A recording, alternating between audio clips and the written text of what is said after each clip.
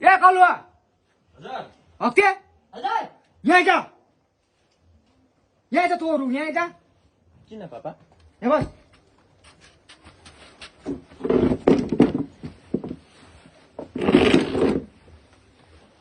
अब तँहरू यत्रो ठुलो भइसक्यो यो जेठा तँ कान्छा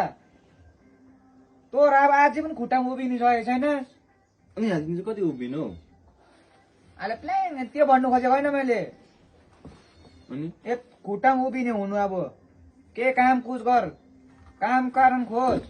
कामहरू खोज खुट्टामा उभिने भयो भने चाहिँ जे गर्दा पनि भयो खुट्टामा उभिनु भने चाहिँ बिहा गर्दा पनि भयो त्यहाँदेखिको पैसा कमाउनु पनि भयो पैसा सैसा कमाएर बिहा गर्नु पर्यो बिहा दान गर्नु पर्यो खुट्टामा उभिने भएपछि कहिले तिमीहरू यो पाराले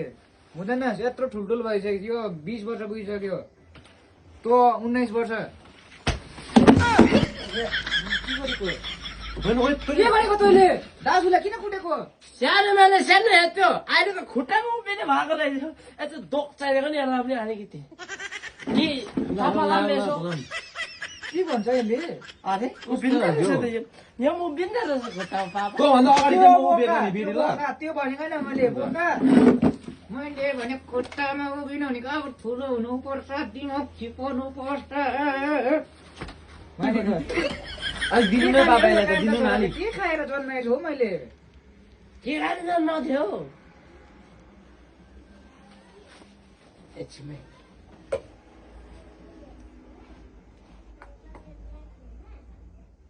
बेबी लु तिमी त्यो ढाका टोपी के पनि बिहामा लाउँदै चौबन्दी चोलो अन्त यति सिन्दुर ल्याएर आउँछ खुट्टामा उभिएपछि चाहिँ बिहा गर्दा पनि हुन्छ अरे उभिएको छु नि म खुट्टामै छु म अहिले तिम्रो ससुरा बुढोलाई भन्दै नि आमा घर आउँछ अरे भन्दै हात माग्नु आउँछ अरे भन्दै ल ल बेबी तेरो भाइलाई सम्झ त तपाईँले सम्झाउनु नसके म चाहिँ कसरी सम्झाउने यसलाई मैले सम्झाएको झन् सुन्छ यसले खुट्टामा के गरेको दाजुलाई नभन खुट्टामा पो उभिएको छु त बाउ यसलाई त हेप्ती छैन मलाई खो यो सानोमा हेप्ती छैन के छ भने अहिले भेट्छ कहिले मेरोबाट भेट्छस् नि अहिले माछा कतिन भेट्छस् नि अहिले खुट्टामा उभिनुपर्छ भने खुट्टामा उभिरहेको छु यसलाई एक दिनको थपिदिनु नि बाबा होइन मैले तँ ठुलो हुनुपर्छ भने ज्ञान सिकाउनुपर्छ ल भुइँमा हेर भुइँमा आँखामा आँखा नजुझ खुट्टामा उभिएको छु अब तैँले चाहिँ के गर्नुहुन्छ दाजु न ए भयो तँहरू जा अझै नबाजे बाजी बस्छ तिमीहरू दिँदैन सापैले